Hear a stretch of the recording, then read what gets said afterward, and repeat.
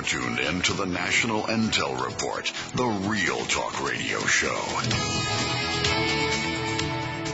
You know, these are one of these little news blurbs. Pulled this out of the Detroit News, the Washington Bureau. A short story for a short life of Chrysler. The Treasury Department has reached a deal with Chrysler's major creditors, a move that is essential for Chrysler to avoid bankruptcy. Still, the deal to accept $2 billion in cash for the almost $7 billion in secured debt may not be enough to avert Chrysler bankruptcy. Oh, in the previous sentence we're avoiding, and the next sentence we're we may not. The Obama administration hasn't ruled out bankruptcy even if all of Chrysler's banks agree to the deal. The administration gave the Auburn Hills-based automaker a Thursday deadline to come up with a workable business plan that would convince the government to give it more financial aid. So, okay, folks, we bail out Chrysler. We bail them out, and they have to dump dealerships, and they have to pay costs. They have to do everything that GM is doing right now. And we're going to sell cars to who? The UAW workers who now own 40% of the company. You know, you know, the only reason why Ford is not in this trouble because they addressed their debt a couple of years ago. But that doesn't mean that even Ford is out of the woods yet. But, you know, they're not on bended knee in Washington, D.C. going, okay, you own us now, tell us what to do next. You know, Obama... John? Yes. Yes, they did manage their debt at Ford, but they did something even more important.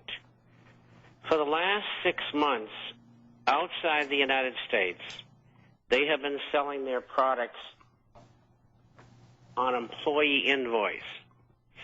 So that means if the vehicle was $32,000, and we'll say it was dollars, no matter what country it was in, you could buy the car for $25,000. And what they did is they cleared all their inventory overseas, and anything that they had stuck here, they threw it on a boat and sent it to wherever the sales were hottest. And they cleared their inventory, and they freed their cash flow. And that was the key. General Motors had all kinds of Mickey Mouse deals in 60 months with no interest, and you're getting this back and that back, and it didn't work.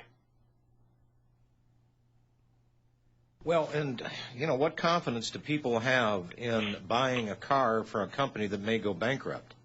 You know, I got a call the other day. It was a call at my house. The guy had made a mistake in dialing the number.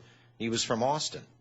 And we got into this conversation. He was actually trying to find a Saturn dealer, and it was an 877 number and happened to match my prefix in the last four numbers of my home phone. So this guy's calling me going, you're not a Saturn dealer, are you? I go, no, they went bankrupt. I'm just answering the phones. He said, that's funny you should say that because I'm trying to call Saturn dealers, and I can't get anybody.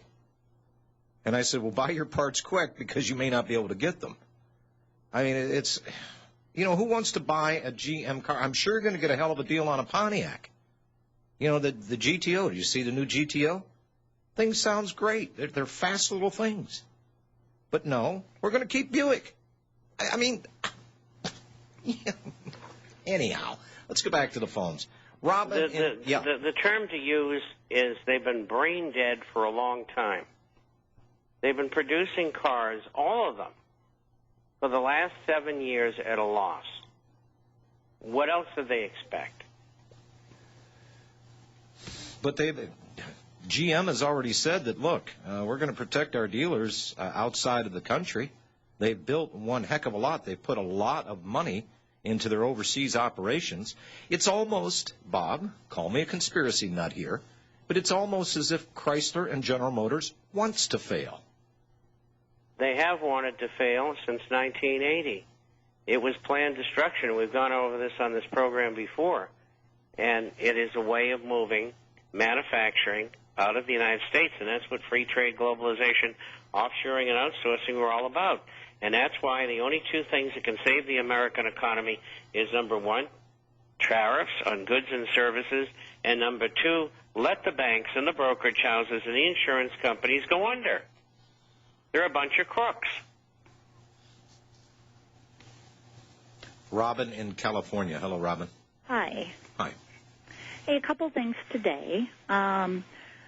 One is, you guys have taught me very well. When I heard all this swine flu stuff going on, the first thing I started looking for was what else is going on, what's being slipped under the table.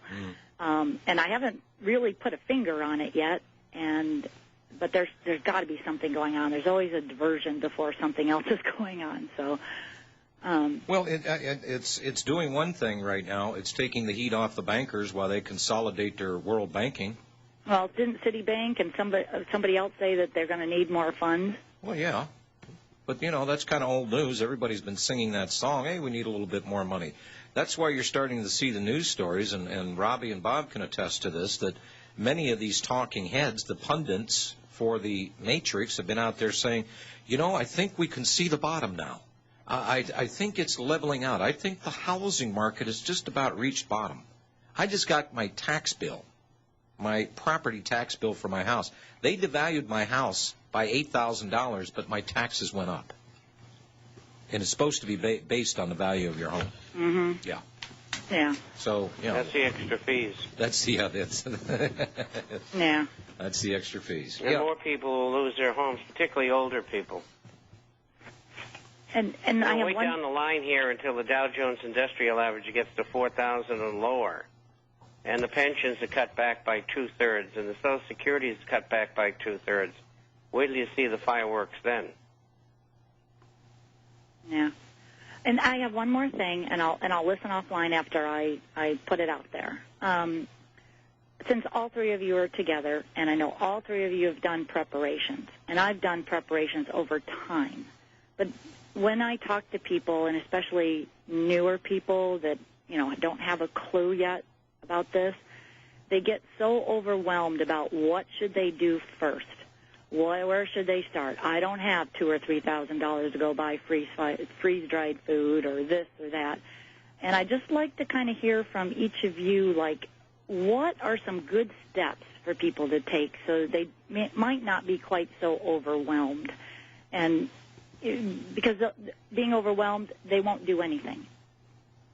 And I don't think that's a good thing. So, gentlemen, do you want to take a stab at this? Because I already know what my response is. Well, I've been doing this for 50 years, and one person out of 100 will respond.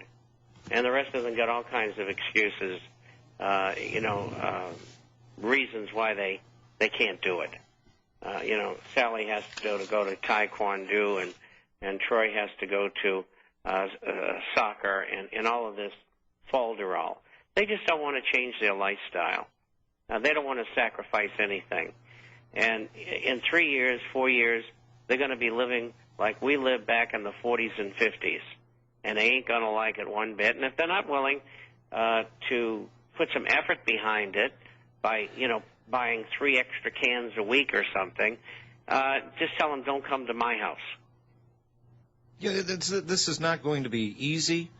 And some people will think it won't be fair because, distant cousin Mamie, fourth cousin on my sister's side or sister-in-law's side or whatever, is going to one day show up at your door with her 6 kids in tow, all tattered and looking like little ghostly creatures, and say, please feed us. Now, you might have 2 or 3 years ago told that very same person that, look, there's something bad that's coming.